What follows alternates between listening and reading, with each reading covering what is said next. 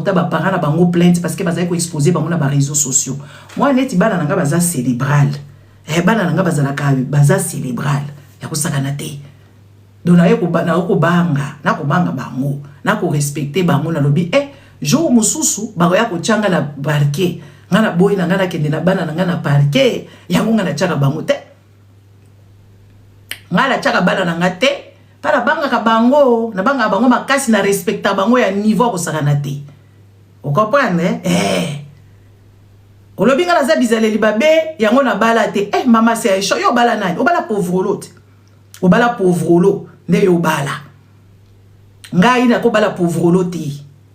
Si on a remarqué ka oza pauvre lot, na tiki. Si on a remarqué oza mayele te, na boyo.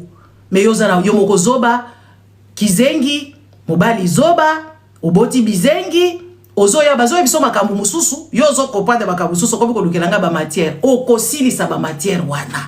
Et puis je vais faire l'appel pathétique. Je vais dire à toutes les stupides qui déambulent sur le live des gens pour aller écouter des imbécilités et puis après venir me transmettre. Je n'ai pas besoin de petites mains. Moi j'ai ça. Et ça. Les bouts. Vous avez la tête. Petit, j'ai un pantalon. Petit, moi j'ai ça. J'ai ça là. T'as la petite nana. Moi j'ai pas besoin de vos trucs parce que vous manquez à faire. N'est-ce pas? Vous là qui déambulez dans les lèvres des femmes stupides qui racontent des inepties au longueur de journée, allez vous pourrir là-bas avec des bêtises. Moi les concepts ici c'est de réveiller les femmes congolaises et les hommes congolais qui sont incompétents. Et des gens qui ne sont pas intelligents, bazo babatondi na mboka wana. Ceux qui ont se reconnaître les obate et zayo. Mais ngala lobi bazo babatondi ebele na mboka wana, c'est ça. Ngala yako sa rando te na babizengi. Oh, kizengi ngala yebi. Ngala sina tanga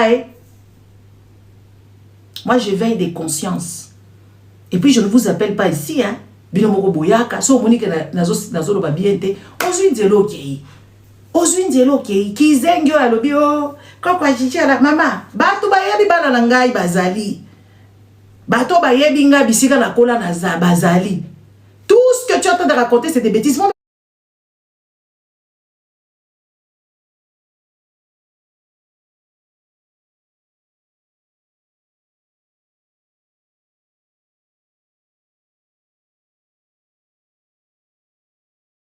On attend la bango yo bikotanga français a pas mbobi kolobate. Ataka kolobaka normal oyebi no kolobate. Ora zoba, ora kizengi. Sikoyo, to sali ndenge nini? Ta ma papa oyo. Yo za ma papa. Omoni mwana mwasi oyo, en fait aza ko kanisa toza niveau moko. Ma chérie na niveau noté. Ezala na nzoto, ezala na kitoko, ezala na mayele, ezala na biloko. Petit. Toi niveau mon côté si quand yo ketu nde mutozo sala ndenge wana. Excusez-moi, j'arrive on va se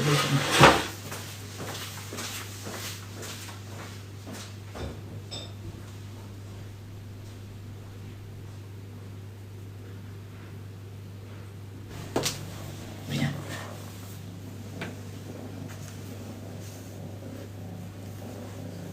Te azongi te o mususu. Oh mususu, tozui mususu, po biso toza bato tokola na banyama. Biso ba éduquer biso na banyama, tokola na banyama. Alors, qu'est-ce que je suis en train de dire? Oh, ça va toi? Ça va, choupette. Qu'est-ce qu'elle est mignonne. Allez, va manger. Nalobi boy. Nalobi boy. Ma chère, yonde muto, biso ya tozo kola, papa le parent na biso, bazo la kisa biso que oui voilà, à 18 ans tu es majeur. La majorité c'est à 18 ans. On a comme rabino ba maman mikolo bobozo ko comparer biso ba âge. Comme si biso il fallait ba bota biso âge moko na yo, il fallait mukili mobimbeza na âge na ye wana moi sur abota. Yo zo ba maman roboto yo bota na âge yo ba koza mwana muke. Mais moi lotika na kisasa kuna za na âge ni. Il faut tout na yote. Non chou, non, pas là-bas, va manger. Hein? Moi lotika na kisasa bota na âge ni. Mikolo ya mikuli ya kala tozo mono na makolo na yo wana. Tozo mono ba mole wana kubuka wana. Boya poto abokitisa bambula. Ngala za na bato na kola na bango ba yebinga. Oto tanga na bango baza awa. Wapi bino référence. Référence c'est ça côté ni. Ngala ya ko yebisa bino bo solo. Point. Bo solo.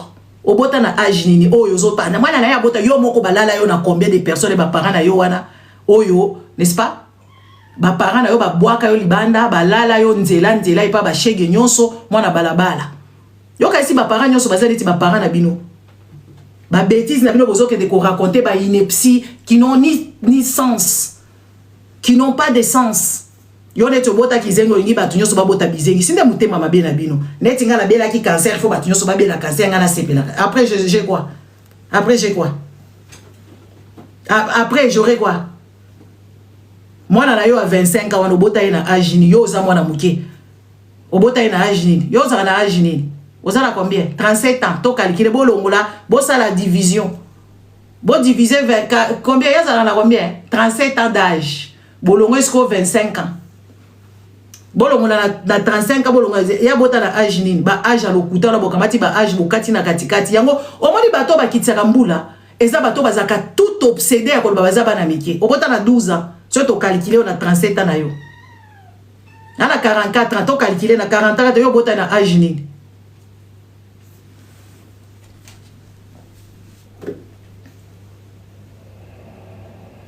Hein? Attends, je vais aller t'acheter le pâté. Tu as un âge. Il faut te tourner à l'autre. Vous avez moins de 25 ans. Comment tout le monde a abandonné. Vous avez abandonné. Évitez de passer à Congolais. Vous avez abandonné. On a 42 ans. Vous avez 25 ans. Bolo ngola 25 na kati. Siko ingana ko bota mwana ya age na yo soki oza mwana soki ya combien. Na ko bota yo penza. O mitala ka penza ozo mitala penza yo zolo ba pe ozo fungola manga na yo wana tala kizengisi ya we. Soki bomoni mutu kaka za pembeni kaka age yeba ke ya kitisa age. Yo kasi ba nyonso ba kitisa age. Oh, mon chéri. Oh. Yo kasi batu nyonso bakitaka mbula. Tseko nga na kobota yo. Ngai penzo vandi otali ngai na boti yo olobi penga na za elongi mabe. Tala elongi mabe ozana ngo filtre na filtre. Choko kutu esimba yo te. Ma chérie, choko kutu ya pa mesimba yo te. Oza na ba multicolore. Multicolore. Filtre ki marayo de temps en temps. Filtre ki marayo te ta elongi. Ah, qui t'ont yo. Ouah, nous qui t'ont oza qui t'ont oza peine rien. Après, bozolo ba makamuni bozolo ba. Bino nyonso boya na poto boye ba ke bozala na sécurité sociale. Bozala na sécurité sociale. E bokenda hôpital, eza sécurité sociale. E bozoka bus, bozoka sécurité sociale. Bino boli boza mbongo bino. Bino boye bimbongo, bino bosimba mbongo. Ngaso na zoba makamna nga boya ko yebisaka nga te ozo perdre temps il faut na expliquer bino parce que bino nde boza ba tumabe bokenda koyoka ba buzo bakuna na basi ya pamba oya ba congolaise ya mauvaise qualité nga ba to basi ba ya awa ba lobi na nga ba pesa nga matière na yo je ne m'intéresse pas toi même aux matière que so na tali na badika ko décortiquer au boza na badi ko décortiquer on a ko décortiquer kitoko nga bilo nyonso yo ozo sala wana eza yo moko mutopesi ba information. Eza yo moko muto ya kopesa ba information balala rayote basala raboye mobali azolela na miso ya bato ozopimba ozolamba biloko epola et tout ça et blabla et puis tu ne t'occupes pas de ton gosse, tu ne t'occupes pas de ton enfant, on te demande juste d'aller t'occuper de ton enfant. Qu'est-ce qu'il y a de si spécial? Oh yo maman mobimbo zo comprendre te ba maman ya mauvaise qualité c'est quoi comme ko bamba yo nde obota kizengi yo bonheur na yo moko pe oza kizengi.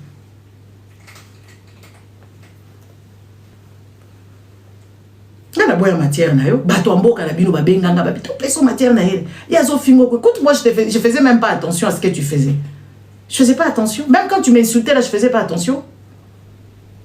Je faisais pas attention parce que ça ne m'intéressait pas du tout. Mais j'ai pas besoin yo moko za matière. Qu'est-ce que Nathalie Okabonazo que lo mao kende kotala kaka bato kende otala ba publication yo sala kawana tala bato bazo yebiso bosolo lingi koyoka te. Tala ba commentaire ebele kaka ya ko dénigrer yo. Et puis bazolo bana bango ya solo ozana nzoto kitoko te pourquoi zo ko like nzoto wana. Ozana nzoto kitoko te ozape kitoko te ozape mayele te. On le vend dans ton coin parce que moi je ne veux pas. Écoute, moi je veux pas te lâcher. Tu lui oye na ye. Mais quand on a solo, pourquoi la fin a tout ce que moi j'ai dit, c'est vrai, c'est vérifiable. Et d'ailleurs, c'est toi-même qui viens avec ça ici. C'est pas moi. C'est toi-même qui viens avec tes bêtises. Oh, bah, pèse sur matière. Eh, maman, Gigi est un diminutif, il y a Gisèle. Oui. Comme bon modèle, vous comme ça, bon côté. Moi, je m'appelle Moujing Chal. Moujing Chal ensemble. Moujing Chal. C'est mon nom. C'est quoi le matière des années? Comme bon, tu as comme soki mimi, soki nani na yoka kakuna soki nani babenga kayo soki logo nini. C'est quoi le logo nini ya matière des awana? Matière à l'okuta bozo ke de kopanza basa na bato bozo ko komela ngai. Modèle nazo bloquer bino.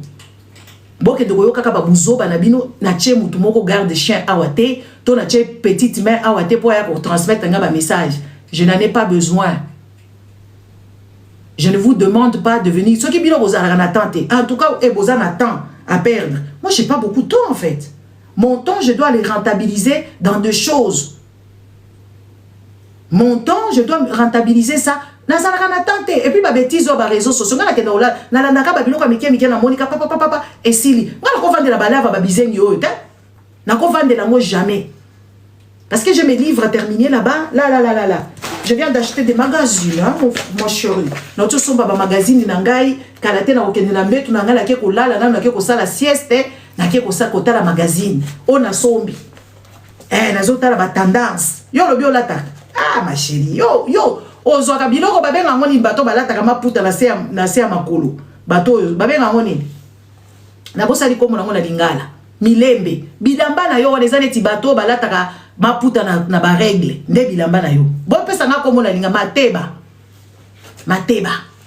Soy mateba. Yo lata ka bilamba no leza mateba. Lingwanda te mateba.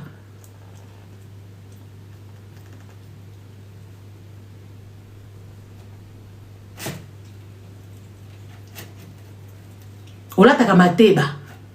Bilamba ma beza tinate, tu n'as ni style, tu n'as pas de recherche, tu ne sais même pas agencer quoi que ce soit.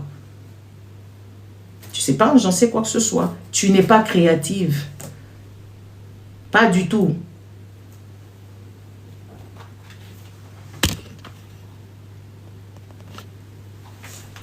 Tu n'es pas créatif, tu n'as pas de style, tu n'as pas d'empreinte, tu n'as rien du tout. Toi, tu peux pas, c'est toi. Moi, Nayaka Awa, Nayaka Malembe, demande les gens qui me connaissent. Toi, tu vas parler de Bilamba. Yoza Bilamba yo. Yoza Basakoshi yo. Yoza Basapatu yo. Tête vide, tonneau vide. Ngungulu, Ngungulu a vide, on est sans makelele.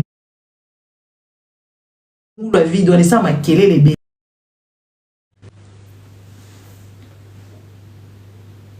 Tala, vous en avez kingote. Mais yo ne tozoya na makambo beauté, moi je vais te dire tu n'es rien. Tama. On dirait azui masankutu. Hein? On dirait mutumoko azui oyo baba biloko evimba wana na matama soko leba manga soko biloko ni bazako yebisa batwana. Hein? Masankutu na ebite na lingala soko bobenga ngoni. Tu vois les maladies là, la français na yebi na ngapete yango. Makeo. Na sankutu. Na mutumu ne somo mutu akitoka za mutumu nene netio yayo. En tout cas, ba kitoko ba congolais oyo. Eza patient. Kitoko ya manzaka, kitoko ya biloko, okoma ko ya tongo aussi boche ba tile neti ba shabote. Tongo so che ba tile oye nango aw. Zela yo na kitoko na yo nazo yebisanga kitoko za na bloquer yo.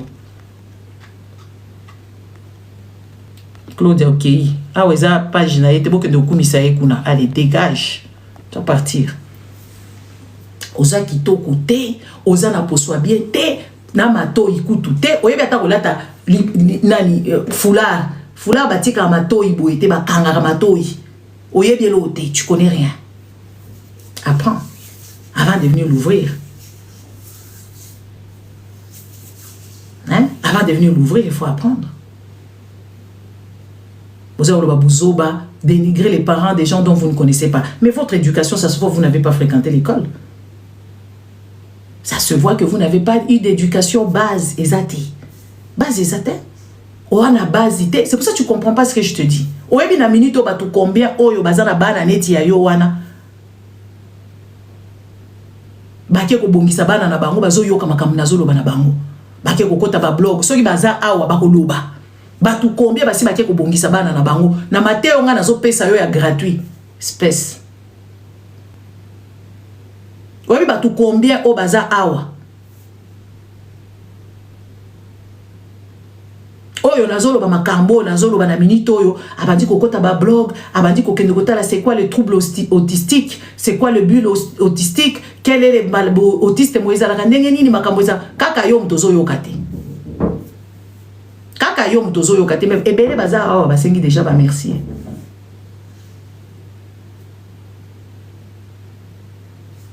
ebele baza awa bazo yoka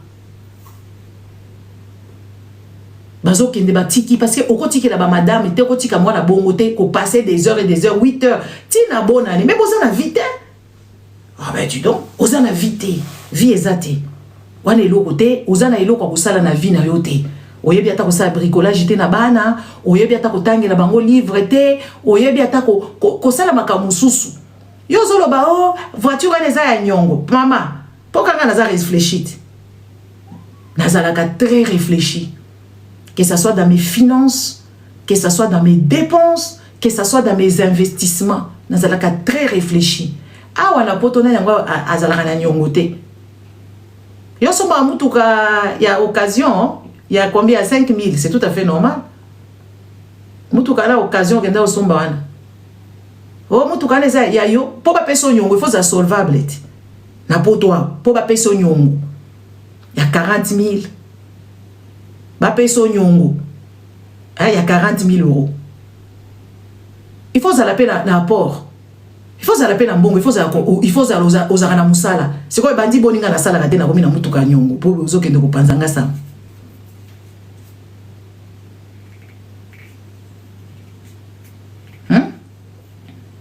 Muto aza na vite ba pesa ke nyongo. Muto oyo azali na vite ba pesa ke nyongo na banque. Ba pesa ke nyongo. Matuna bazoba ya basi babizengi yo on m'a dit ça qui est imbécile moko boye azo menacer nga de mort espèce de sauvage imbécile que tu es Modia yo so moni muto za na vite ba ki opese nyongo na banque aza pe na porte aza na mbongo te ba ki opese mbongo ba ki ko pesa ye nyongo imbécile. Moi c'est bololé boy qui zengi. Na ebite yo kutunda banze obebisi mo via mwana mbali wana. Mobali no wana yo muto bebisi vina e. Yo so kontelenga mibali mibale. Oh baza ta 3000. Yo so kontelenga mibali mibale eza muke ma chérie. A muke makasi. Konte kende ko luka mususu. Toi nazaka na mibali mibale donc naza mosanto. Mibale kaka. Ah ebele muke boy.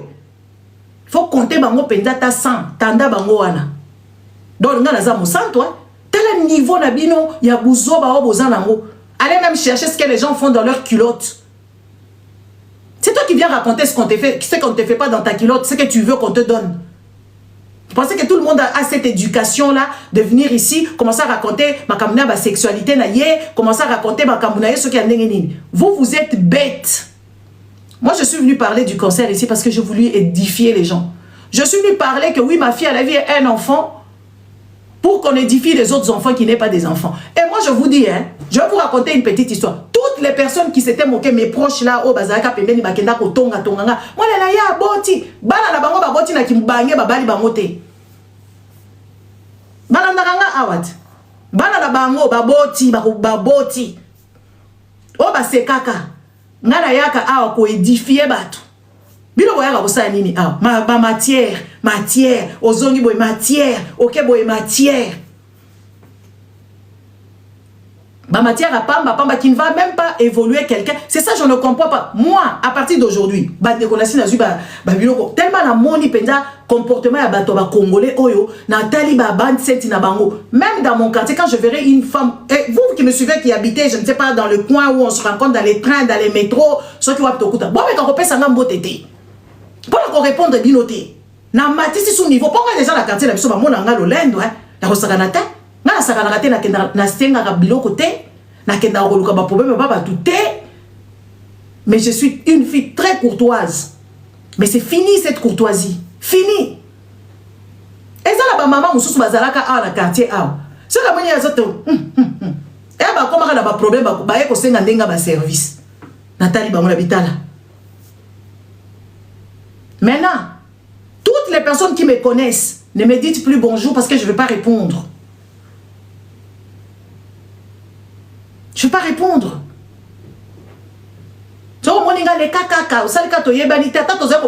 C'est fini. À partir d'aujourd'hui, on ne se dit plus bonjour. On ne se calcule pas. Vous passez seulement. Pour répondre. Et c'est comme ça, ça va commencer. C'est comme ça que j'ai fait. J'ai réfléchi ainsi. Parce que ces gens d'individus, les Congolais, ce sont des personnes bêtes.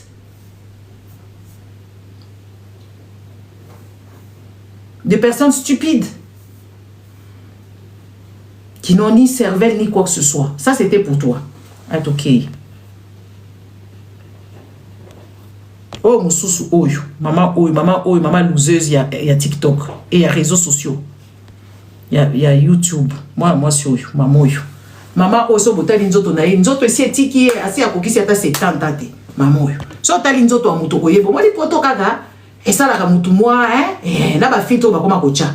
Maman, oyo, ça, na 70 ans. Alingaki akota. Na vie na nga na boye la ye. Atinda, alingaki atinda, a utiliser fille ya batu. Nga siko na boya. Ponga na ye baka place kocha. Moi, si yo, omoni yo, na liye saka yo na ndaku na yo. Il n'y a pas quelqu'un d'aussi instable comme cette Danoise ici. Na Danemark, ezamboka oyo, ezalaka na social ya kitoko, ezalaka na bon vivre bien. Ba pays Scandinavie, wana soki yo vanda na pays Scandinavie, okimi yo ko vanda na Londres, soit au boma mutukuna, kindoki. Osala biloko amabe okima. Okima na Danemark kuna, moi so akima na Danemark kuna, aye na nini azokosa na réseaux sociaux que oui, ya za machiniste akumba ka train. Est-ce que mutako kumba train ko zane? Oh na kisasa salaka droit. Mutako sala droit ko zala bizaleri na yo. Akosa kazaki machiniste akumba ka train. Njoka ndaza ki ne kokolopa na ba train. Ko servir même pas parce que azana ni na taille, azana ni éclat ni beauté. Atika ni ko servir na taille to mona kanete to mataka ba Eurostar et tout ça. Ya za machiniste akumba ka train. Ozama yele yo la danoise zo ba ya munene neti yo. O banda réseaux sociaux o ya YouTube depuis soki tout akana. Yo zata la ba 15 na ba baninga na yo nyonso ba sala réseaux sociaux o ya ba YouTube. Tozo mona ba mususu ba konta ba biloko ezanga tina ba tongi bandaku, tomoni bango kuna et tout ça. Nyonso lo ba vete oza pauvre des pauvres. Moi so azala kawana n'est-ce pas? Moi mamoyo, maman oya 70 ans. Parce que so tali ba forme na ye. Aza mutu mukolo mukulu mutu azamani. Mutu azamani. Ayaka kwa azwaka ba vidéo na pesa na nourrisaka ye sans permission zela na ko sala yo bêtise o comprendre te. Azwaka ba vidéo na ngai ake ko sala na ngoko azozwa mbongo chaque fin du mois mais afinga ka ngai. Azoka compter pe ba bêtise. Maman yo afinga la ka awa na muninga na ye moko bo ateka biloko na ye lokuta kuna na Canada. Musala na bino ko finga ka ba to ba viola bango. En tout cas biso na famille biso makamwa les alakati.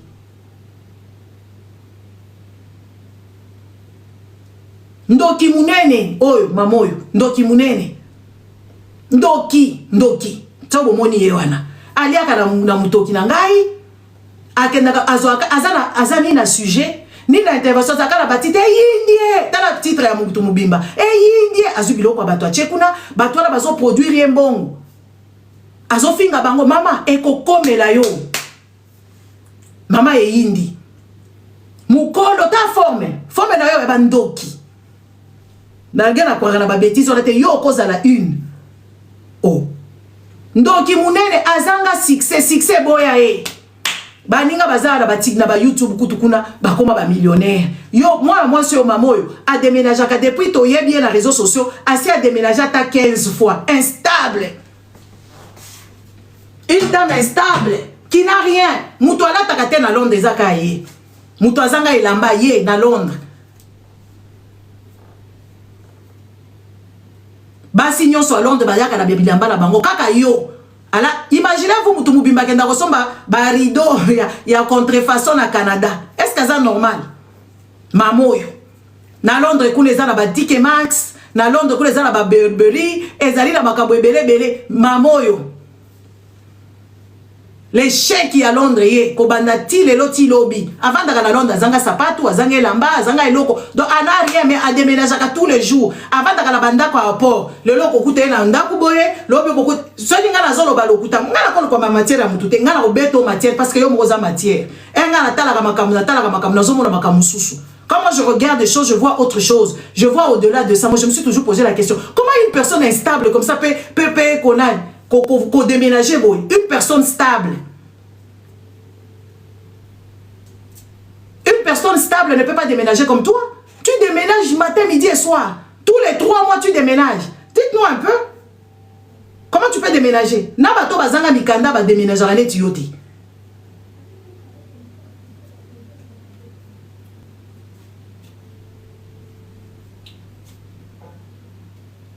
Ne ovandeli yo kotso lobi kutu yo l'échec baningo bo bandana bango ba YouTube oyo ezala ba mususu ba congolaise ba mona clair succès boya yo poser longi mabe nzoto mabe mayele te na mutu analyse te introduction te kaka mutema mabe na lokuta et puis en plus de ça on te nourrit. Moi je te nourris, toi je te nourris. Tu prends mes vidéos sans ma permission. Et puis après tu vas m'insulter une bête femme comme toi qui n'a rien à voyager. Ce qui a voyagé avion comme coca. Donc ce qui a voyagé train, à train sur bus, tala maman ya zangatine. Les chèques des réseaux sociaux il y a YouTube. Et ça yacht les chèques. Osa échec et mat. Instable, tu n'as pas de logement adéquat. Tu changes de maison tous les 3 mois.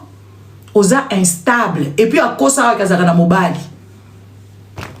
batu bakanga ikula kosa batu kazara machiniste yo bi combien so oza machiniste na Norvège na Angleterre ba kozo o machiniste ya nani ya eloko ya Eurostar so oza machiniste na Norvège et na Danemark o comme machiniste na nani na Angleterre o bi salaire ba machiniste na Angleterre 70 000 livres par an et 70 000 par an, ba machiniste.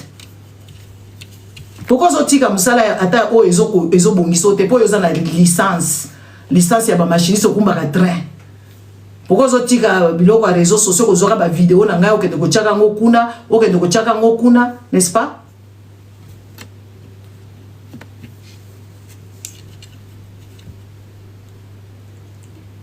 Hein? O chaka ngokuna lokende osala musala machiniste. Bazo luka ba machiniste en Angleterre kunati. Po bakende kozwa ba carburant, bakende kozwa ba mituka, bakende kozwa ba biloko bakotisa ngo kuna. Azalaki même pas contrôleur. Et loko tazaki ko kopangusa kuna na kati ba train. Na ko vider ba bac wana ya ba suba kuna na banye. Les moussala nazaki nango. Il y a pas de son métier, tu vas pas venir narguer les gens ici commencer à raconter des bêtises. Hein? Toi, je t'explique dans ma lembe. Moi, je te nourris, toi. Et au bonga pété, au monde a bomoïté, au ala bien té. Parce que tu es une mauvaise personne et puis tu n'es pas intelligente. Tu es bête. Bête, il y a réseaux sociaux, ah ouais, ça yo. Surtout qu'on a la YouTube, qu'on a bazooka mbongo. Yo, ça n'a rien. Aux appels, t'as la modèle au kita. Les collègues qui moutent ma belle yote. Parce que tu n'as rien à donner à la société. Modèle okita batuni batala kayo oza na analyse te kaka mutema mabe na bato batala kayo ba koma kotala yo balobi oza zoba yo ko sala analyse normalité oko analyser le côté okima na Danemark kuna na kindoki chor tioza mukolo za koko ezomona na nzoto koko penza forme te tozo yeba te place libumo komi tozo mona te luketo za kote nini do na ko latango omoni batu mususu bala mama na ko beto biloko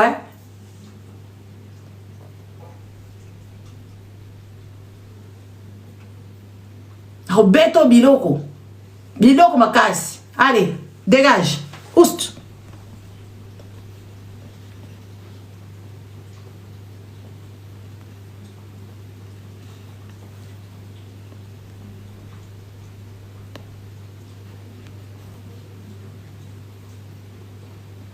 Voilà, au vendre en Angleterre. Ata, biso toke na Angleterre wala toke ba vente privée.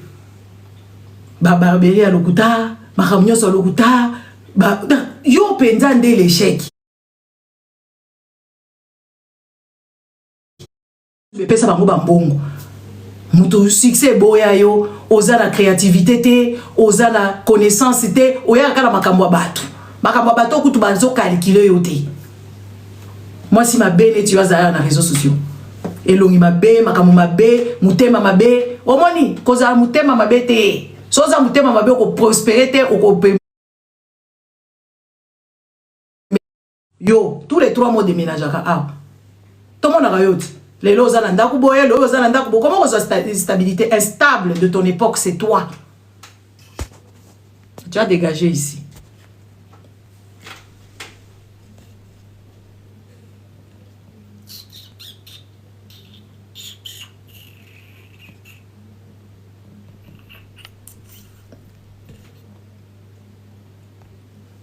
Ok, na ba léopard.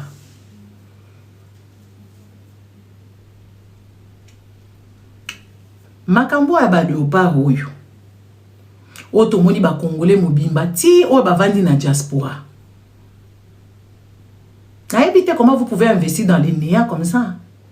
Na éviter anguma wana o ezwa kibino bobandi ko ganga awa vous aimez rêver. Des personnes qui sont capables, des personnes qui ont des facultés ne peuvent pas se comporter comme vous. Que ce soit les gens qui sont au pays, et là, écoute-toi, bango azata la présomption, il y a innocence parce qu'ils connaissent pas grand-chose, ils n'ont jamais rien vu. Ba vivre na bango la busoto bazo monate, ba liaka na bango ba soso, année passée ba pesa bango de bambisi. Allez passer ma pesa bango bambisi à Ropola, tout ba pesa bango ba soso à Ropola. Ces gens-là sont toujours là, ils ne revendiquent rien du tout, donc tu ne comprends rien du tout. Mais vous qui êtes ici dans la diaspora, c'est parce que la majorité peut baza bazoba. La majorité batou oyo ebele baza bazoba. Obi congolais aza la malhonnêteté moko, il n'a pas de bon sens. Bon sens ya congolais à la raté. Congolais place mbongo ezali, place avantage moko minimal ezali a kokende kaka. Akokende kaka pourvu ata batu ba 10 ata 100 bakufa na sima na ye etali ete bota la ka comportement ba Congo. Est-ce que Congo ko seka ka modèle bino bo seka ka wana ata e bokendaki na stade kuna même pas message que oui voilà bossa la ta moi kaliko moko boya munene bolobi ata bo service ki Goma este ya kaka biso so to lobi to komi ba Rwandais mais tozo mona bino bossa bazobati quand vous voyez vraiment comme on a peuple mobimba baninga ba profita kala ba élément wana ba bimisi ata moi eloko et tout ça que oui voilà ba se souvenir ata la bandeko la bango soit disant baza ko kufa ba se souvenir ata bazala ata bota la bisengo ba congolais baza nango est-ce que bino koza na bisengo ya modèle wana na ndenge penda ya matuni eza mutuna est-ce que bino bisengo bozala nango ba football eko sisa bino guerre eko pesa bala bino ba école oh biso de place ngo to se kaka tozo sepela bozo sepela nini awa siko boki babengani bino babeti bino allez dehors babengani bino boko sala ndenge nini boko sepela lisusu te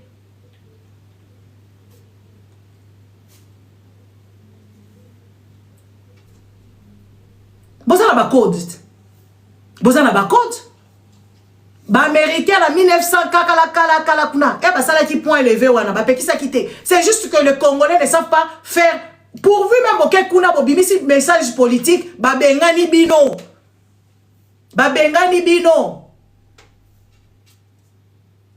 bozama yele té parce que boyebi boko gagner la binoté na ngwa boko gagner bozana nini bozana école de foot bozata na mayo ya malonga bozata la place pendant que oui voilà stade à malonga o bino boko gagner auto bino bo créer kabana pa baninga ba créer kabana na bango depuis bon mois papa école de foot école de sport bana bakei bino boko gagner té tori boko gagner té yango na tala ka bozama yele té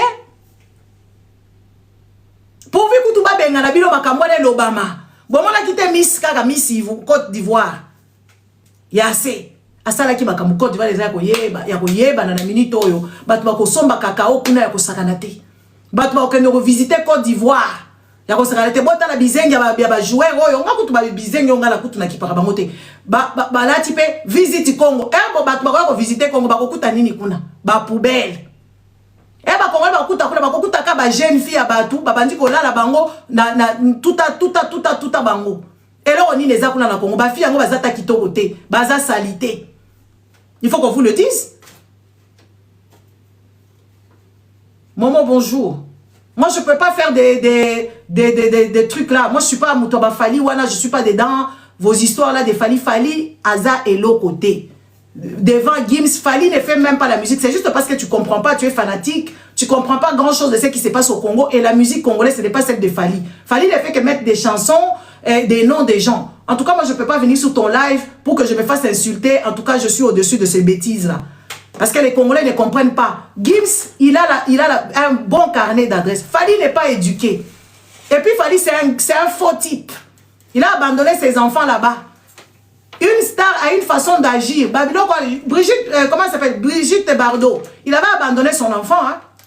Mais elle a réconcilié sa jeunesse. Mais lui, il a abandonné ses enfants. C'est Fali, là, il fait tabasser les gens. Il n'est ni humble. Et puis, sa musique, là, c'est une musique qui est dépravée. Qui a dépravé le mœurs des enfants congolais et des hommes congolais.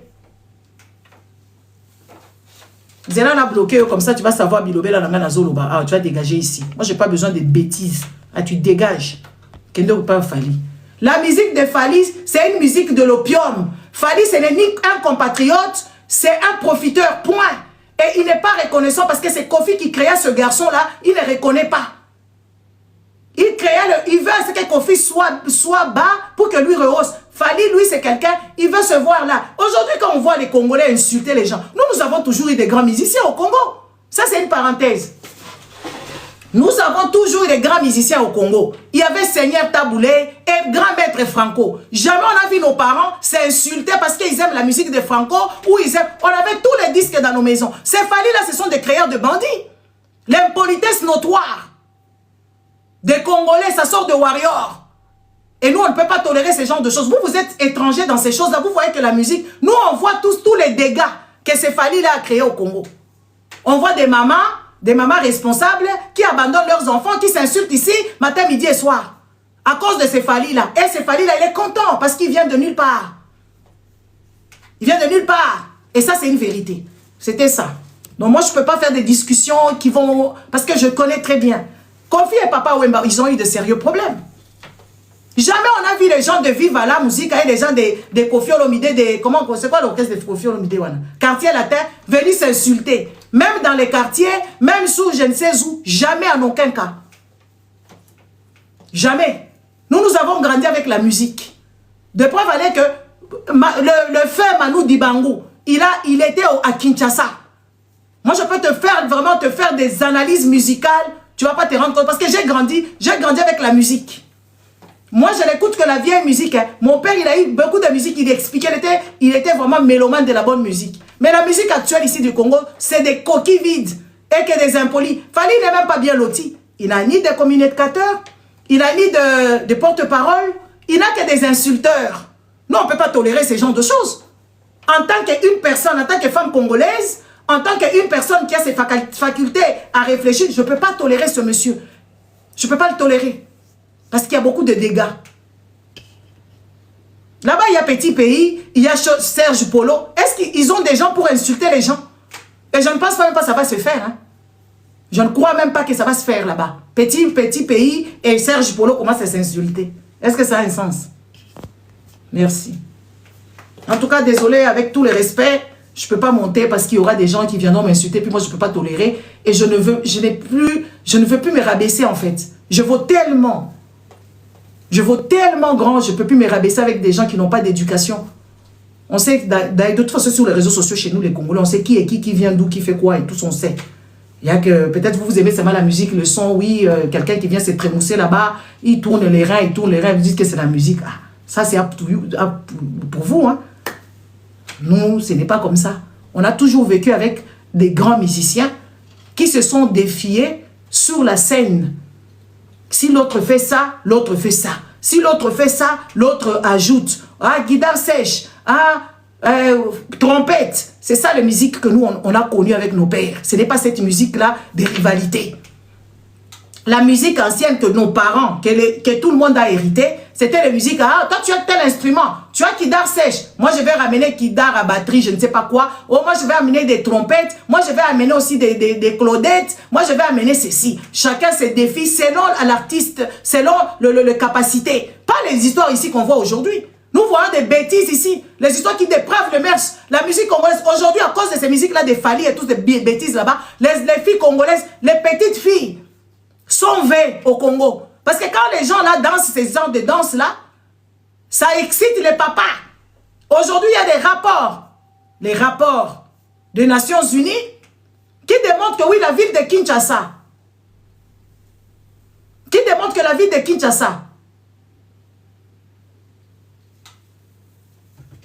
est la ville la plus cruelle qui peut exister sur le fait de mœurs. À cause de ces musiques-là. On le voit ici, on voit des petites filles qui sont déguisées, en train de danser dans tous les sens, et tout ça. Eh bien, dis donc, nous, on a connu la musique, on sait ce qui se passe dans la musique. Notre musique, ce n'est pas une musique des gangsters, ce n'est pas une musique de taper les gens ou des insultes. Ça n'a jamais été comme ça. Et même quand ton père aime les maîtres Franco, il va écouter aussi du Taboulé pour trouver l'analyse musicale, pour voir ce que Taboulé a fait de bon les seigneurs. Imagine-toi, il y avait un seigneur et un maître. C'était une rivalité, mais une rivalité homogène, dans le respect. Dis-je faux ou vrai? Dites amen. Dis-je vrai ou faux? Je raconte des bêtises ou pas? Pour français, les kibino. Et c'est comme ça.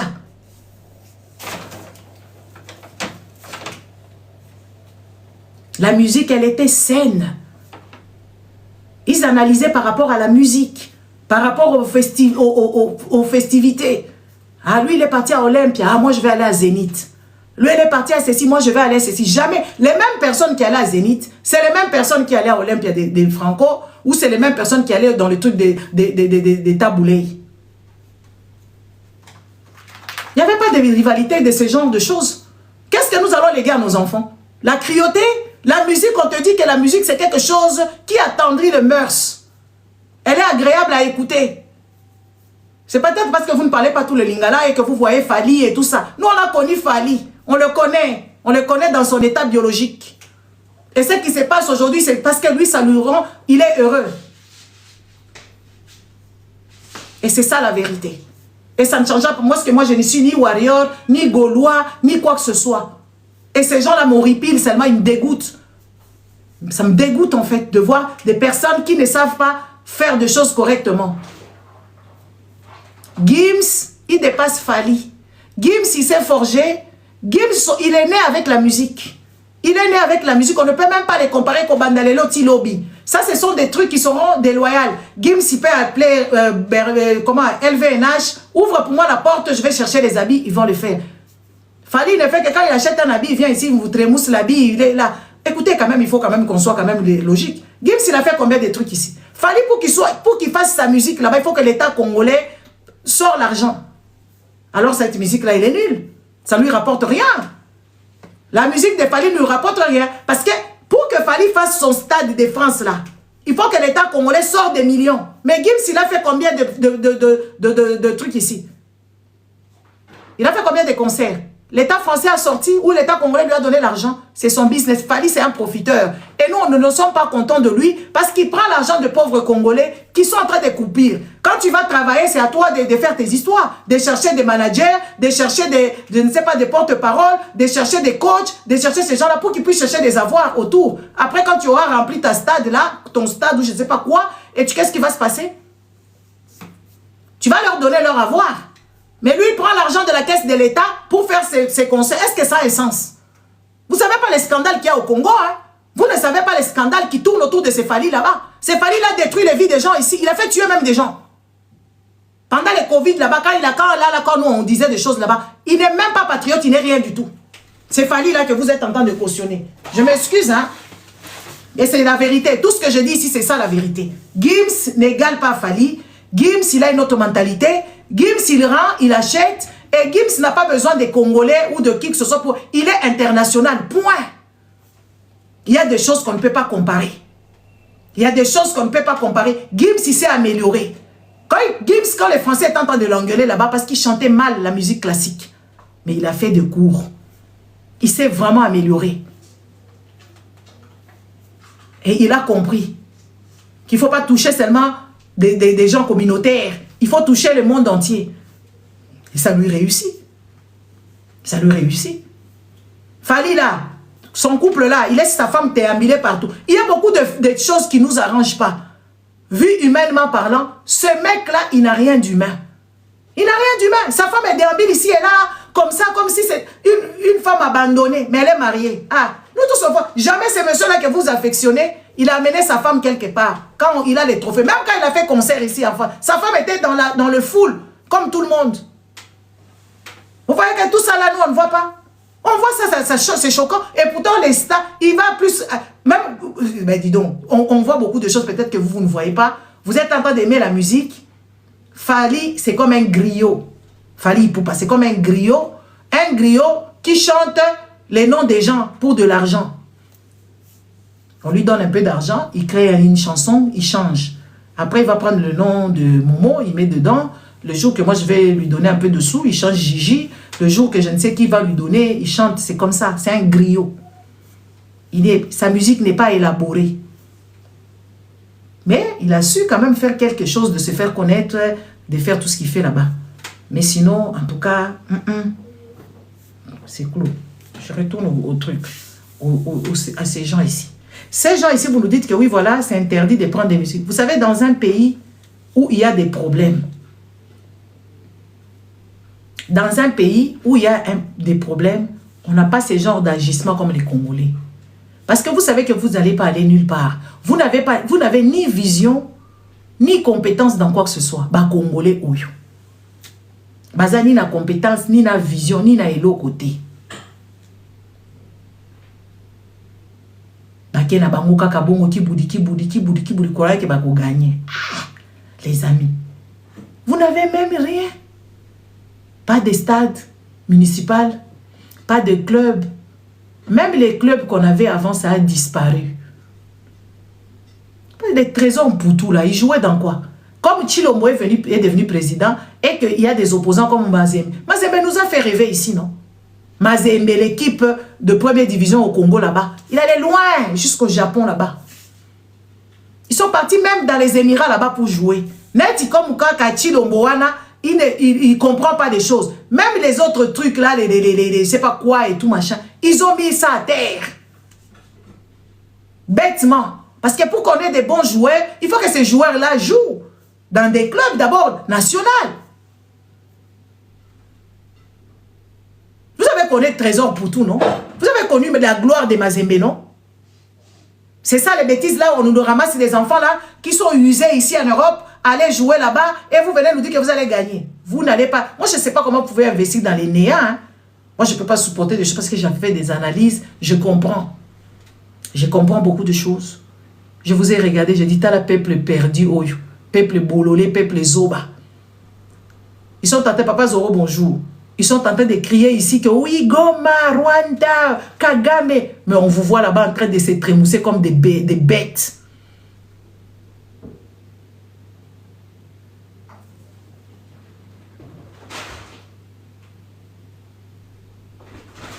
Bayewana, ils sont venus s'habiller avec les histoires des léopards. Oh, les léopards. Est-ce qu'il y a des traditions? Bakamati bamemi tala banganga. Comme si les Algériens ou bien les autres, ils n'ont pas leur nganga. Kaka vous là, vous priez. Kaka vous êtes dans la tradition. Kaka vous êtes ceux qui n'ont kindoki. On ne sait même pas. Bakamati tala bache banganga. Bamemi banganga. Tala imagination. Vous n'avez pas appris à l'époque. Moi-même, je n'étais pas né, j'ai écouté des histoires.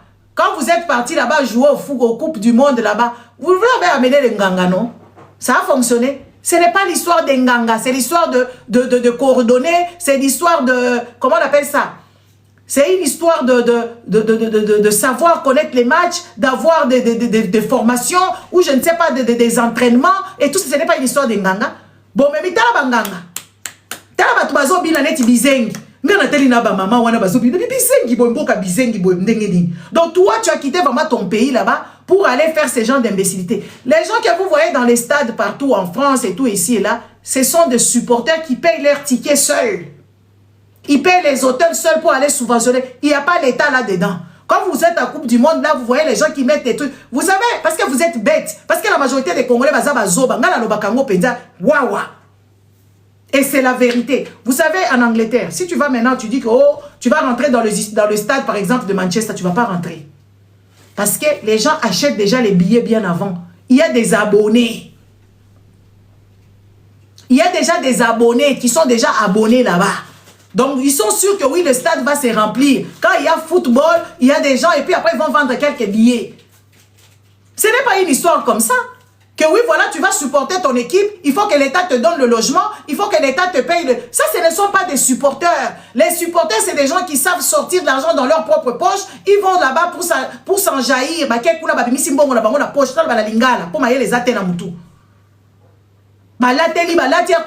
Coupe du monde ba supporter bango ba misi bambongo na bango bazo économiser bambongo na bango ba sombi ba ticket na bango ba sali makamuna bango ba ke ko soutenir ba peuple na bango o ba supporter ni ba bundi kutukuna soit disant bango bazaka ba kendaka kobina. Vous transformez les choses qui sont réelles dans votre bêtise à la congolaise, mais ça devient pathétique. Vos histoires, ça devient juste l'imbécilité. Je ne peux pas comprendre comment est-ce qu'une nation peut avoir aussi des personnes aussi stupides. Pour soutenir son équipe, ce n'est pas à l'État de te payer ça. Ce n'est pas aux supporters qui vont jouer là-bas. Donc, et comme Moussala, supporter le pays. Du jamais vu. Du jamais vu. Et Congolais, et en plus de ça, les enfants Lumumba, je les ai toujours dit. Les gens qui me connaissent, j'ai toujours parlé à ces enfants là, maman Mikolo, maman wana koya ki kombo na ni mususu mwana Lumumba wana. Bana Lumumba oyo bazali bana moko indigne. Indigne à niveau ko sakanate. Basali Howard Lumumba, c'est des histoires de sap. Botala Lumumba wana aza akufela ba nyangala kata. Lumumba wana akufela batu oya bazoba. Lumumba akufela batu ya bazoba. Akufina ye atiki idéologique, oui, bah Congolais bazala bien traités, ils sont pas bien traités. Bakamati kombo na yeba tiango Howard Lumumba. Howard Lumumba wana balokoti toutes les ratées. Ba raté nyoso ba fille. Lumumba c'était pas son vision de voir des filles congolaises ratées comme ça, qui pleurent pour le mariage, qui enfantent des enfants bêtement, sans objectif, qui ne savent même pas subventionner leur propre pays, qui ne savent pas dénoncer. Ça c'est sacrilège.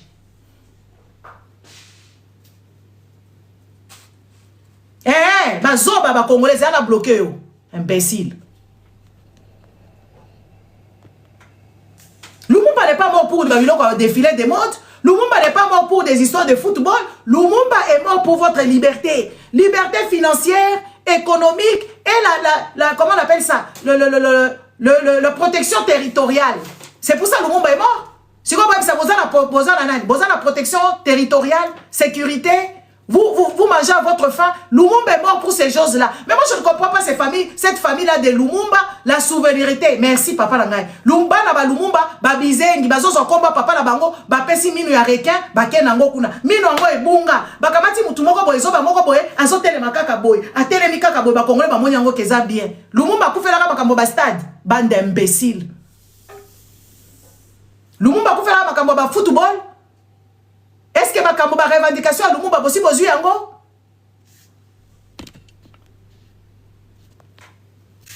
Comment peuple à cause de la bololé ndenge boye?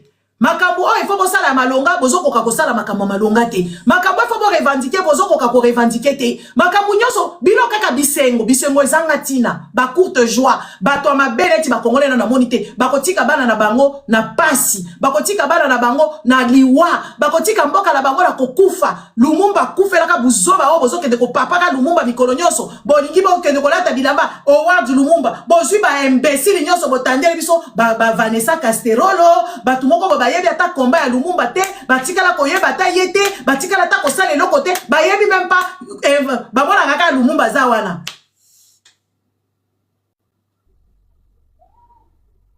Lumumba kufelaka balkanisation. Lumumba kufelaka intégrité territoriale. Lumumba kufelaka sécurité. Lumumba kufelaka maninyoko. Congolais omona minyoko azolia ba soso pola. Et tali était. Mais à quel coup, on a télé ici, papa, mon Lumumba. Le gars là, il fallait qu'on bête Bambata comme ça. Quoi, y en a nous, rien à voir. Rien à voir dans la revendication. Comment vous pouvez souiller cet homme-là, qui peut être notre Jésus? qui a défié à son époque, l'avant-gardiste de son époque, qui a défié les Belges qui avaient tous les missiles et tout ça là. Bon, comme quand la Bouzoba, Bana Lumumba, wana la fondation, la bine Pola, wana, Bana Mabeba, Mama Mikolo, boye, Bazoba, oui, ngana lobiango, Nasina Yebisa Bango Lissous. Papa Zoro la pression dans le malou, parce que je dois couper cela et ça va commencer à me faire chier. Matondo mingi mama nanga Gisèle, dans le pays Biso Maloba, bozo atambo melama y passé. Soulever les points à mémoire et à Lumumba, oh, moi, c'est quelque chose qui m'a vraiment fait du mal. À chaque fois, dans le monde, on a même si parfois, les commentaires sont positifs vis-à-vis, il y a performance, voilà. Mais il y a une chose, oh, les Congolais, tous qu'on ignorer. Et puis, rien que la canne, oh, j'ai compris que nous avons un travail, mais inimaginable. Lumumba a tout fait la vie vraiment, bazoba. Comment on dit sur la Narabitumba, il y a révolution, il y a libération de l'Afrique. À Kobete Adno Lisolo, il y a groupe de Casablanca, il y a groupe de Monrovia. À Kobete Labinoke, gouvernement à Liboso, il y a Algérie, alors que Mboka, ils en ont libéré. La première personne à reconnaître Angweza Patrice Emery Lumumba.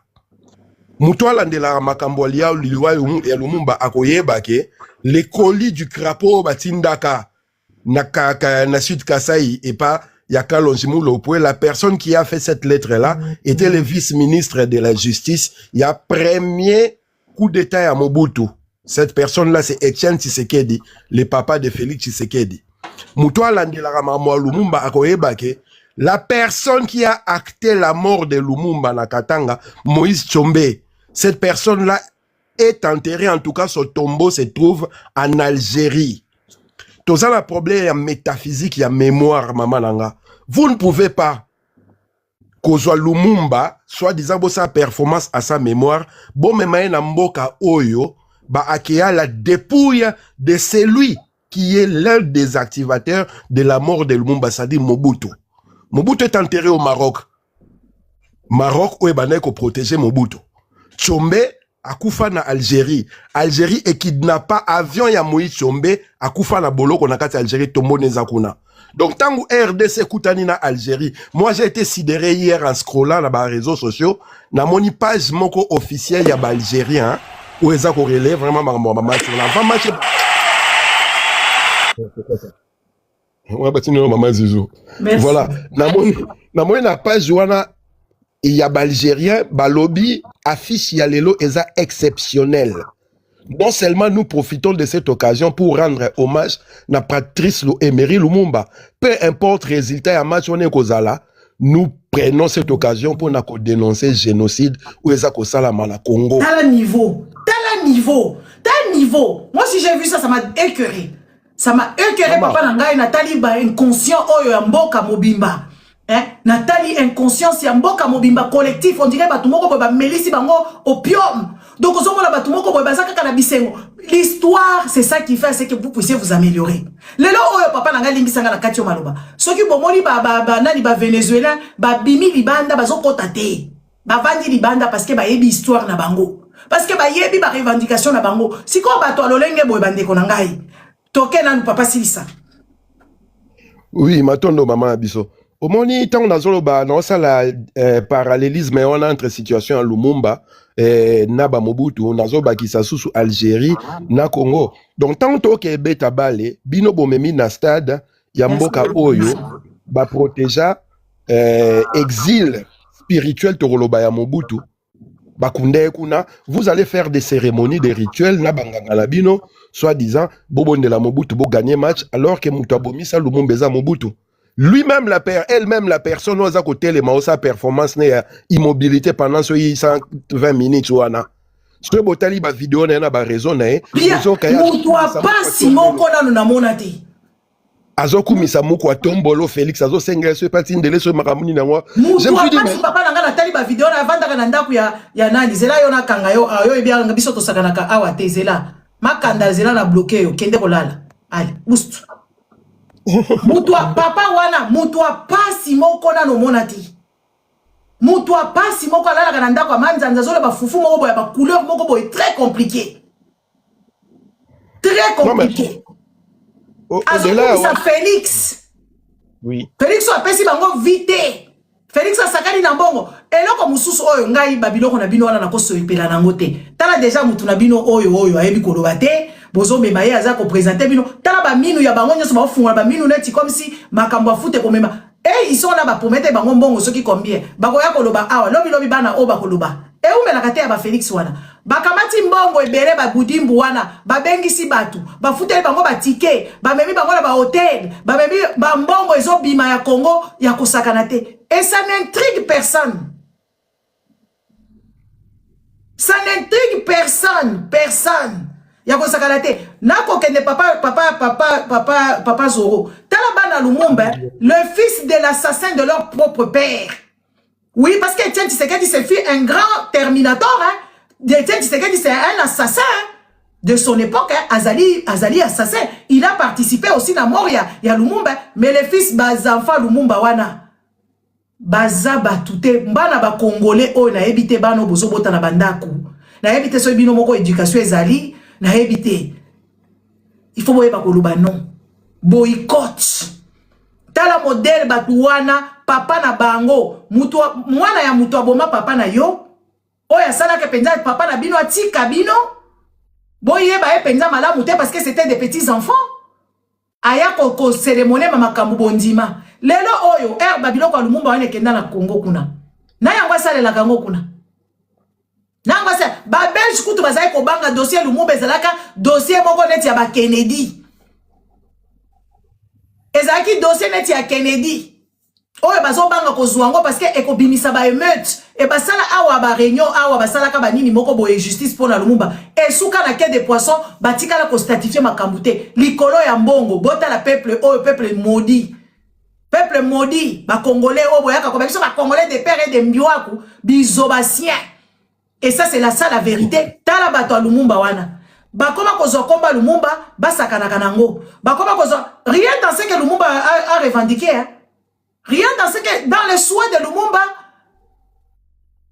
et loko ezate pour botala ka ba documentaire te pour boyebi makambo mboka te pour bino bolinga ko Lumumba wana balela ye na Congo bazobeta makambo ya Armstrong wana komo nena ni soki komo Jeff Neil komo nena Armstrong oya kenda ina mapata to ya fanfaris oya za ko beta muziki kuna bazoboma Lumumba muziki moko za ko lekana na Congo Louis Armstrong. Oya boke ne kotala makamu. Ko mboka monde entier mobimba ekenda kosala omani Nations Unies wana.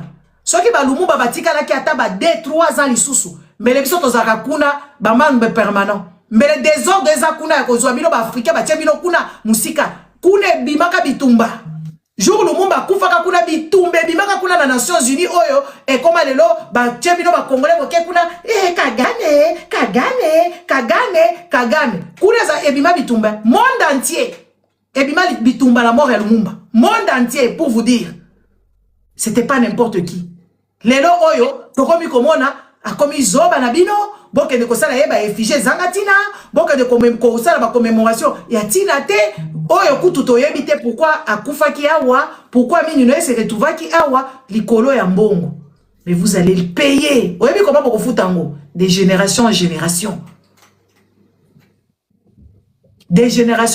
de boko futango Congo boko monaka bolamu te ce n'est pas moi hein, et c'est visible bilo ba congolais boko monaka bolamu te likolo ya manque de constance na manque na ignorance na bino na imbécilité en fait la majorité en fait c'est l'imbécilité qui règne dans la tête des Congolais boko monaka bolamu te des général boko tika bana bako bongate boko bota bakoko bako bongate bakokolo na bino bako bongate jusqu'à ta la 100e génération avec votre comportement que vous affichez.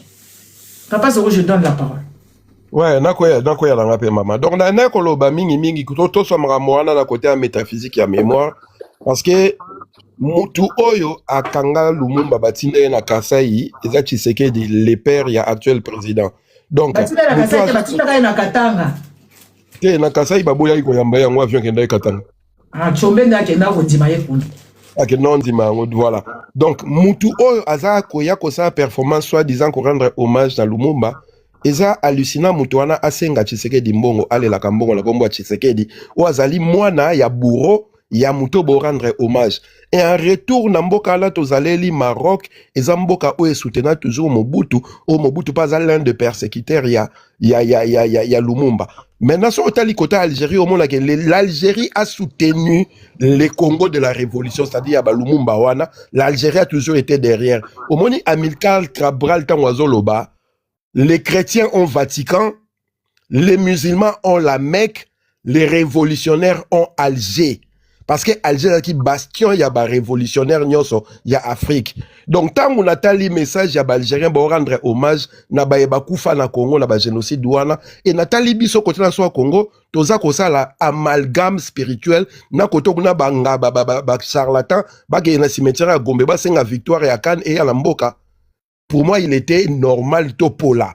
Parce que ceux qui ont gagné, quelqu'un a insulte na mémoire, il y a des héros, na biso, ba bunde la biso. Voilà pourquoi équipe wana tant que tu as la confusion spirituelle wana. Personne n'a oublié Tshisekedi quand il a dit que j'ai remis le Congo dans ma bouche à Jésus-Christ. Premier discours Tshisekedi la celle ba congolais dans le stade de martyrs yangoana.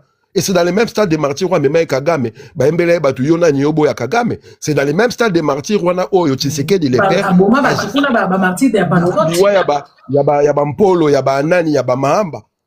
Ba confusion na nyoso mama na ngai. Papa, même jour il y a les 4 ango oyo, les 4 wana. Même pas commémorer le 4 janvier oyo biso to tanga ngo to lemba. Jour il y a ba martyr de l'indépendance wana. Ba congolais na yebite. Oyebi ya mikolo nyoso to mona ka amnesty, ba tuba uta ka Angleterre, ba sali ba ti ba kenda kotala makambo ya nini wana bataille ya Waterloo. Chaque année, bakenda ko cérémonie ngo, bakenda ko sa ba uta ko fêter ce qui centenaire là il y a quelques années. Il faut qu'on voit la boke ne kuna. Jou ba baso commémorer na makambu ya kala. Oko kende kuna na Louvre, ngala uta ki na Louvre kuna. Et na Louvre te na kenda ki na château de Versailles. Oko kuta kuna ba Jeanne d'Arc. Oko kuta kuna ba héros nyonso, sauf bato ba congolais tala. Batu o ba bundela bino ba sopa makila pona bango. Jeanne d'Arc ba lavaka ye, ba e ko comprendre que mutoyo azalaki du côté ya peuple, azalaka illuminé, azalaka éveillé. Ba kenda ba tia kuna, congolais oyo. Babino oyo ba Jeanne d'Arc d'état moderne, babino makambo sala. Bazar finga bolo ba n'importe quoi sauf que vous apportez la lumière. Oh bato baza tellement la moulili na ebite bato batanga ba livre boka etanga plateau abeta nini ya caverne ya nini moko abeta lisolo mutafanda tellement la moulili muko babimisa la lumière asengise bazongisa la moulili parce que miso ko aussi portant ngote. Vous êtes en train de faire un travail énorme moi ba comprendre na bino na actualité zate parce que tant na bango ne kokite mais seulement ceux qui toza incapable ya ko rendre hommage na bao bakufa pona mboka. Nous n'allons rien mériter de ces pays-là et aucune victoire. Et qu'on est parce que tout ça va ingrat. Et Bouzo Bessa tellement l'icolo que tout camouflé Bouzo Barabiso, voilà pourquoi nous nous réunissons autour de 22 gladiateurs qui vont courir après une boule en caoutchouc. Pendant ce temps, les Congolais sont en train de mourir. Pendant ce temps, les gens sont en train de trouver la dalle, boule à Kinshasa, Kinshasa c'est comme à Venise. Et nous sommes là devant les petits écrans, total rabat gladiateur, le quoi on a romantique, bazolanda babali, baza 22 gladiateurs sportifs de haut niveau, 22 réunis dans un enclos, courir après une boule en caoutchouc. Et vous pensez que même si vous gagnez match, la situation du Congo va changer. Toe kola kokanisa bao bakufa pour la Congo surtout toe barako sangisara buzo bana maele était parce que mettre Lumumba à côté de Mobutu et Tshisekedi c'est se moquer de la mémoire de Lumumba et Lumumba so boza invoqué aza parmi batol boso ba hotel melelo kwa na esimbate matondo mama langa la kangi miko bokitsa biso s'il vous plaît. Merci papa. Monsieur Roi Suki, bonjour. Maman Chichi, bonjour maman Chichi. Bonjour papa. Moi je linga ko mingi na za ko ba te fanatique mais na linga ko mingi mama na ngala za awa. Merci. Makambo lobaka ozana raison. Makambo belo ozana raison. Même si gouvernement ya Félix Zawana bon biso tout ngapi na za pour yango te. Mais maman Gigi na invité seconde m'a fait na solo moi remarque maman na ngai wa mel. Papa kita awa. Kendo ça. Allez, oust, moi on me donne pas le droit ici. Ozana droit ko sala nga remarque te. Soko zali penza mobali, il faut sala ba live na yo, OK de ko loba makambo ya bien pona yo. Ko sala nga remarque te. Oh, monsieur, moi je suis une reine. Moi je suis une reine, on ne me fait pas des remarques. Yo kende ko sala live na yo kuna na ndenge na yo oya malamu o nga na lobi ya mabe kende kuna lo ba makamu na yo. So yo kuto kende kuna musika. Moi je suis une reine, on me fait pas de remarques. Ngaza wej. Wej en compte. Moi on me fait pas de remarques. Na live na nga na tiki ba jo sala. Bo kende ko tonga kanga kuna bisika bo kende ko tonga nga ye. Awate. Moi je suis une reine. Oh, c'est pas une blague hein. Moi je suis une reine. Je suis wej. En compte ngai. Voilà. Regarde ça là, yo remarque. Tout ça, moi, sinon, qu'on a remarque. Là-bas. Ça m'a pas la tête. T'as ma courage, Bozaranango. Messieurs, ils ont basouka, hein. Banasuka. Si on a lobby boy, ba patriote tango, allez, bato bazai ko bundela mboka, ba sisi ko bundela mboka ba komi kolela makamu. Bato este ba kufi. Oh, mama Congo, oyo. Yo yaki koloba awa. Mutu boka ko matawa te parce que vous avez commencé à m'énerver. Naobi boy, mama Congo yaki awa koloba o babo mabakatangi. Oleli sima ya ballon pour bato ba gagner te. Est-ce que ça bien? Est-ce que ça normal? Oloba ki babo mabakatangi. Sikoyo bato ba gagner foot te yo ye kolela. Omoni quit. Quit eza mabe. Omoni soko yebi politique te kokota te. Il faut kotaka biloko oyo et puis ngala lobi boy na pesi bino nini pathétique. Soki bato mo bazo sala live na bango. Et que bazo finganga. Na monika kinganya matinga na koyana yo. Ponga na ko beta bino nyoso ba analyse bo kokate. So na monika bazo sala ba live moko bato bo sala ka ba live. Oh bote divino matina live ya mama Boné na uyela yo. Pona beto biloko.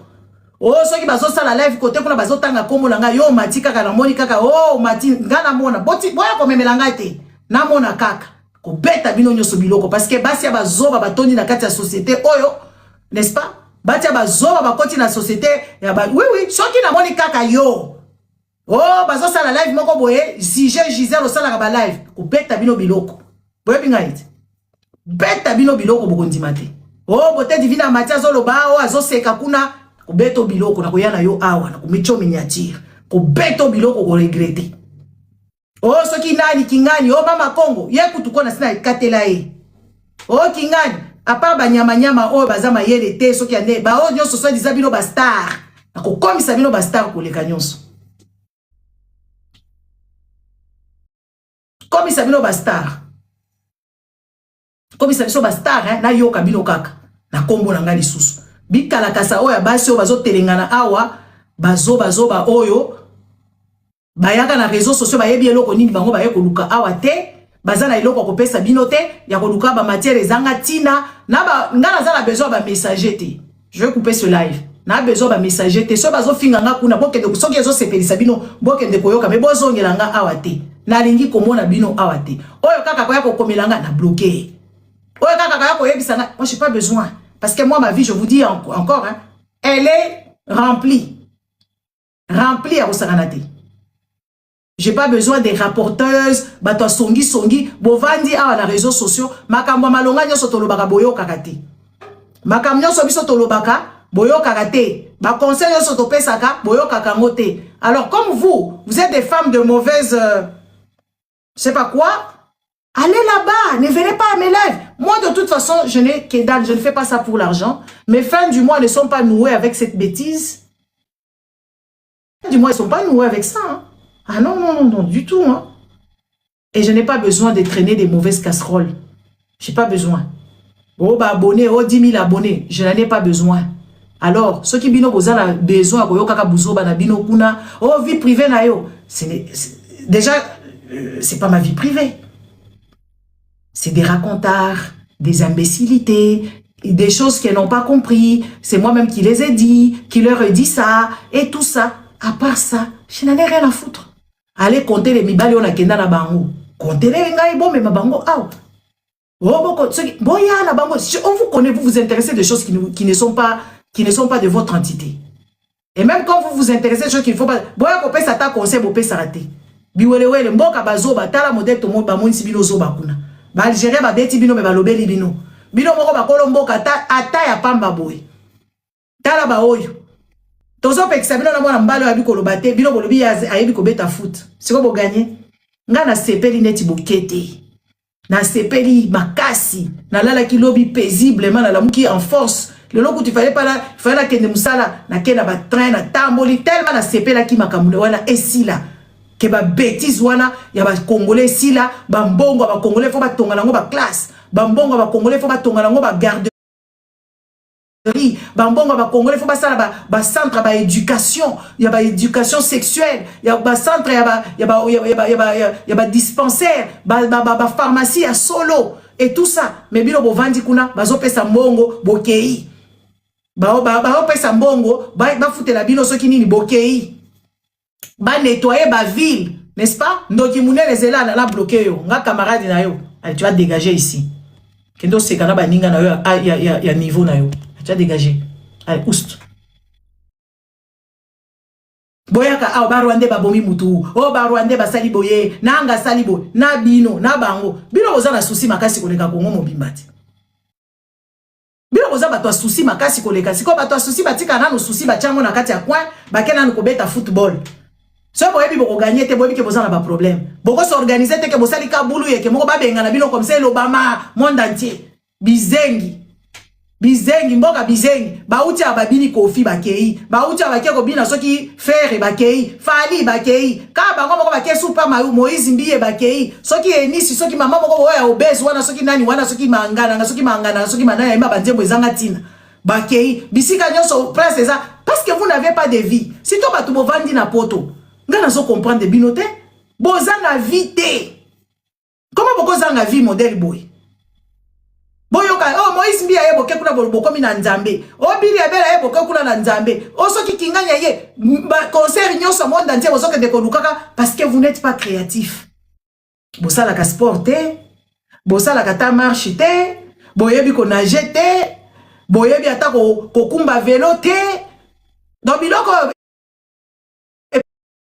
to awa boy bokipakata ngote boyoka ka bazoba kisasa bato ya kisasa bazoba te bato kisasa bazo tonga bandako place bazo bukela bango bandako bazo tonga bandako place oyo bazo sala bango nini lisusu maye zo zindaka bato bazo lia biloko epola parce que basoso wana ba mususu bateka kango so ba pesi azana basoso na ya comme kotekela ba voisin et puis ba bitoto kisango kaka tokobela te bino ndesko buno bovandi na bamboka oyo makamwane tikala kozala te soki ye yindaka ana ba parquet tozo mona baninga na bino ba Venezuelien ba pillete ba libanda tomoni na ba Américain ba bimi bino bozo sepela bakangi papa ya batu na mboka na ye bokomi ko ba kokanga nde Kagame ba kokanga ete ba kokanga ete parce que Kagame c'est leur homme de main moi si na ye na Kagame ba kendaka na petit déjeuner na janvier petit déjeuner moko kozala kuna na Maison Blanche soki na Washington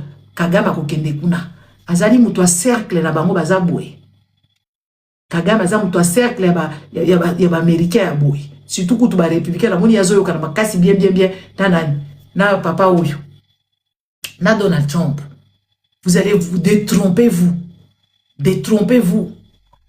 peuple mobimba ba oto teka mboka kuna bango ba beti maboko bake ko yamba e siko bino bovandi na ba diaspora depuis bozalaka na bozaba avanda kala social mama nga kutu ba soigner na mbongo social ti 300,000 euros ba soigner nga nango na hôpital na Congo boy na zata ba bizengi bazoye ba ko dissocier makambu te bazoye ba koloba do bazo na mona bato azoba boyete nga penda na komo otala lobite o eza malédiction kozana bato boy lelo na longo na za sur rwandaise te na rwandaise etika la ka bongo boko luka bokamwa na rwandaise na za rwandaise bolongo langa ki rwandais te etika la ka ndenge wana neti bino nde bozalaka wana pe babota kanga na kola wana botika kaka ki na za rwandaise ok po changer le côté botika na za rwandaise batu moko zo yebisa bango makambo bazo komba ba cerveau moko renversé on dirait ba cerveau moko glacé donc batu moko boye bozo kende bisika boyebi boko gagner te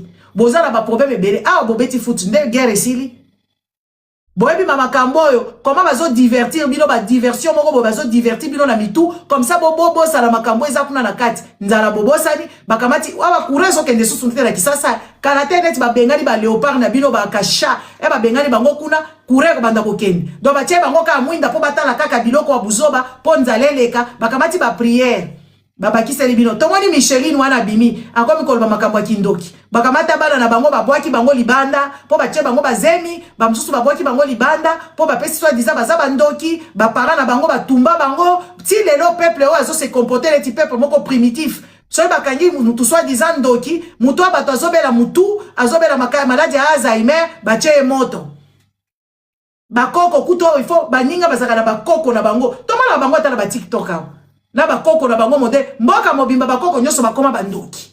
Mama na bino kangi bokilo na likora muyibi ya mbonga papa, so mama bokilo atali ka bwabi oya zo sisa mbonga mwana nanga bakangi mama bokilo ndoki bazozela era kokoma mbange po baba ndosala bêtise. Bana ndeko na ya kufi bakomi baboyi na kati ya ndaku na ye. Bino problème na bino omani ba bino na bino bosala kana ba réseaux sociaux. Ngana tala la bi openza bakola mabe. Bana moko bakola na balabala, bana moko bakola na structure familialité, bazaka kana la sauvette, bakola la sauvette. So ayoki bazoka bambongo aleta kuna bango wana. Eliezer akoma na batu na ye, oyo mususu oyo achuri ya mboma, soki mutu achura mboma, oyo Jantini Ngobila, auti na Angleterre, asobi batu na ye, Sylvie Mulumba, zala batu na ye, nani lisusu, Sandra Mudimbi, zala kana batu na ye, mama konga zaka mutu Sandra Mudimbi. Mudimbi apesa ka 500 euros. Donc batumbi bazoteka valeur na bango eza ba 500 euros. Ba 500 euros nde bapesa ka bango po basomba bango. Ti a mundelo vanja apesa ko ba 500 euros ala tous les jours, tous les mois. Na big bota na yo bapesa ko mbongo wana. Oyembela ki e, osalela ki jalelo. Mundelo apesa ko mbongo wana. Osi oyembela roi, oyembela ministre ya Angleterre, oyembela ba Macron, mais bapesa ko mbongo ba loger na ko loger yo. Ba futelo na hôpital. Mais il faut que vous bateau vous réfléchir. Congolais a la dignité, a la fierté. C'est pour ça que vous voyez ici, vous insultez, après vous venez, nga o finga ngai, na yoka yokaka, na soupir, to yoka na te. Komeka kutu na kotiko oya na yo awa. Pona yebi ke bozana bino mayele te bo ko zo kaka bo kati bo ke ko zo na ngo bambongo. Mais na biso bo zana malédiction. Nga sambela kate na ncho. Nga zaka ndoki munene. Batu nyonso baliaka na kombo na ngai ozwa 1 franc na kombo na ngai. Yeba ko komona bolamu te na zolo bana yo na ko sieta. Na bando siete la bino. Nga zando kiti. Nga sambe la rate. Yes kukutu na papa na ye. Allez là-bas. Musika. Musika là-bas.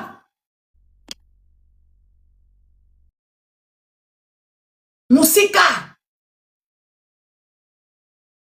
Ndoki munene ngai. Na pumbukaka.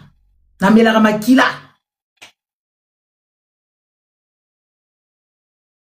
Na melaka makila. Les Américains. Le flot peut être.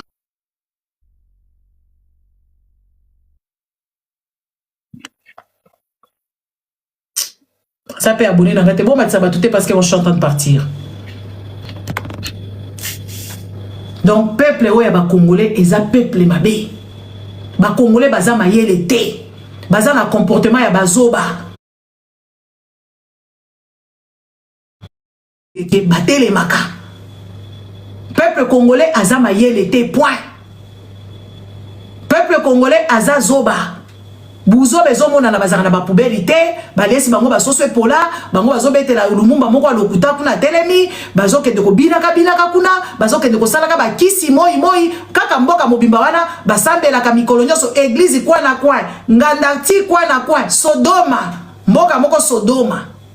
Gomora soki Sodoma na Gomora nde kuna ba pede pai bakamati ba pede mikolo ba bombi bakamati abana mike bazobeta ba para mibimba ba donc so ozamisa bango makambo bazo comprendre makambo mususu mboka mabe peuple mabe na ebitana na ko libérer bino hein parce que vous fournissez même bazo se fournir ata effort mon côté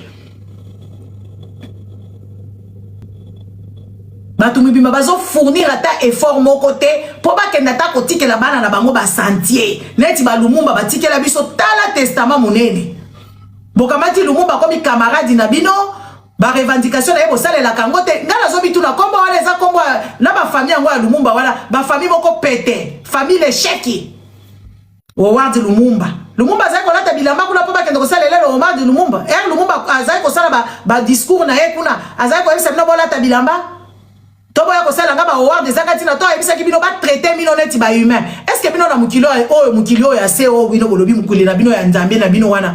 Est-ce que boza traiter normalement? Batumi biba bazangi carte d'identité baza identifié nulle part. Passeport ya Sony. Chose à passeport congolais, faut à la balle là, yo soki pas un nani, ba pese yo soki ba visa ya lokuta, bo koti ba poto na ba visa ya ba musicien, yo pe musique té, yo pe danseuse té et tout, donc au cause de la dignité té. Ba tumba lumu ba stala ki ke oui, bo tanga ba classe. Bo za na ba bibliothèque.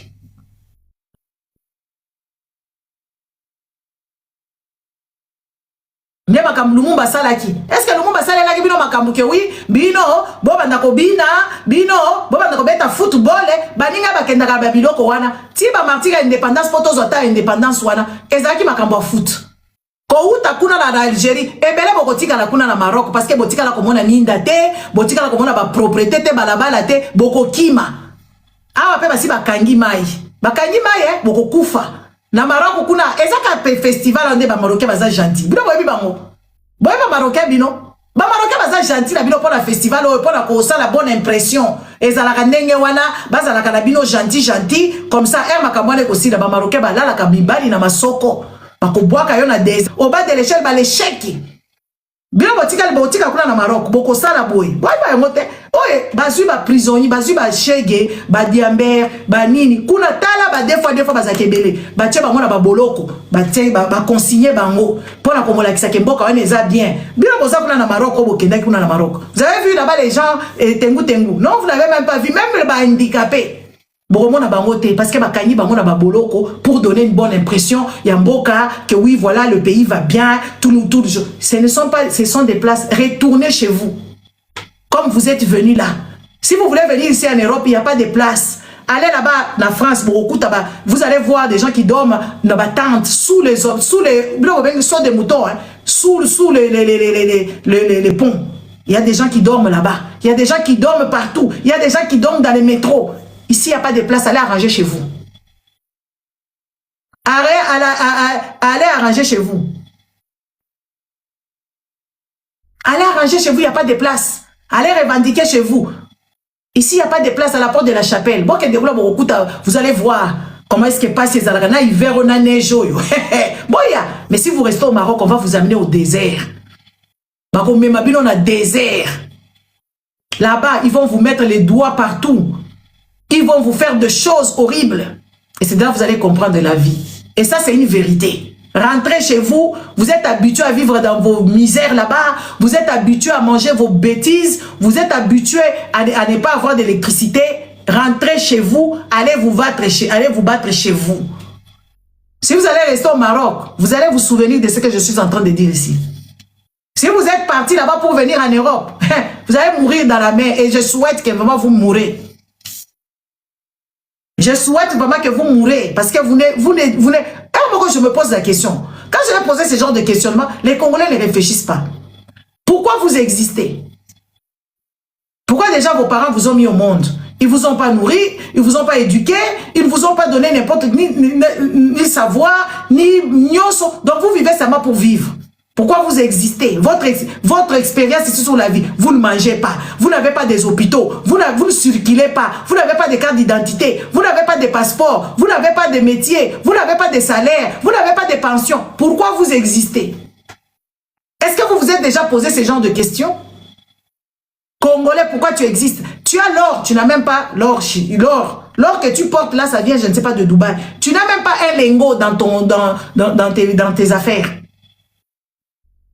Diamants, même les chefs coutumiers là, ils n'ont même pas de diamants. Eux-mêmes, ils sont déjà, nous sommes les terriens, nous sommes les propriétaires des terres. Ils n'ont même pas couronne.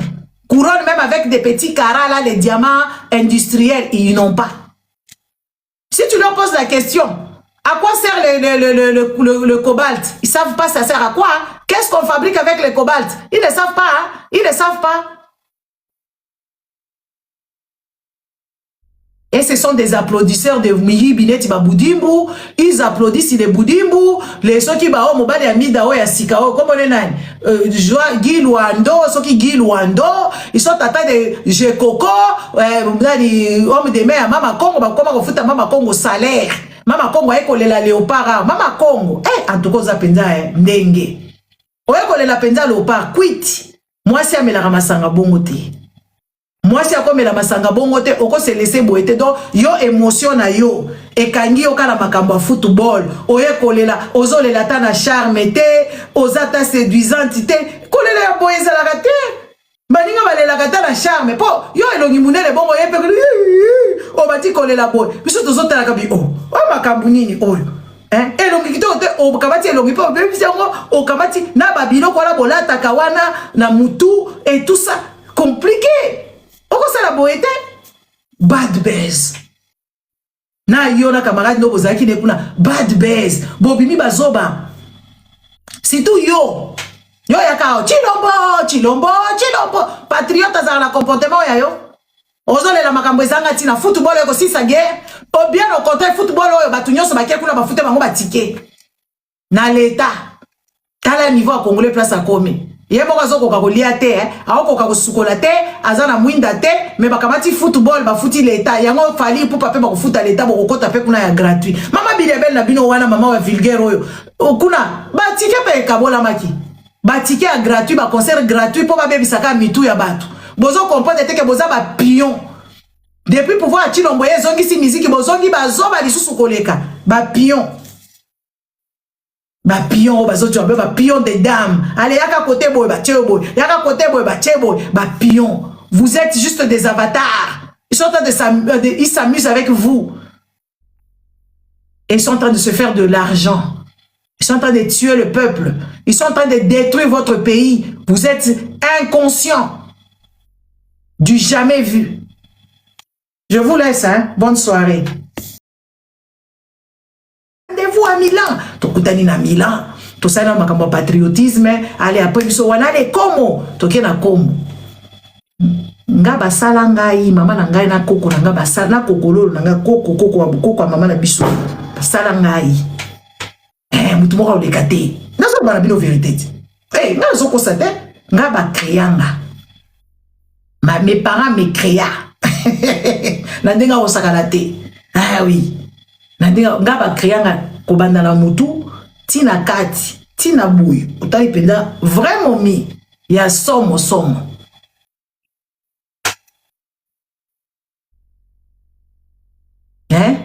nga ba créanga penza nga mo nazo luba et puis eza ya solo nazo kosate